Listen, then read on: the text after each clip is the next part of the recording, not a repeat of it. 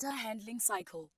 Data handling relates to handling data in the form of numbers and facts about the world around us. Handling data is a process that begins with posing a question and answering it by collecting data and then organizing, representing, analyzing, and interpreting data, and finally reporting on data. We call it a cycle because once we have reported the results, we may have a new set of questions. Let's explore each step in the data cycle. The data handling cycle starts with posing a question. The question gives a purpose to gathering the data. The next step is to collect the data to answer the question. In the step, we need to ask ourselves, A. Where will we find the data? These could be from people or from sources such as newspapers and magazines. B. How do we collect the data? For example, by conducting a census or a survey. The next step is to organize the data that we have collected.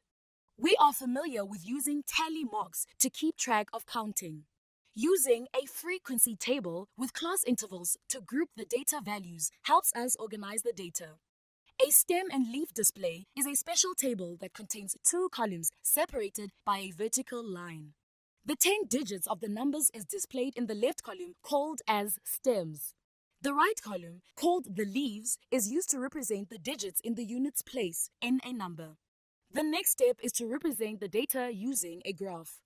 We can use a variety of graphs to display and represent data, including bar graphs, double bar graphs, histograms, pie charts, broken line graphs, and scatter plots.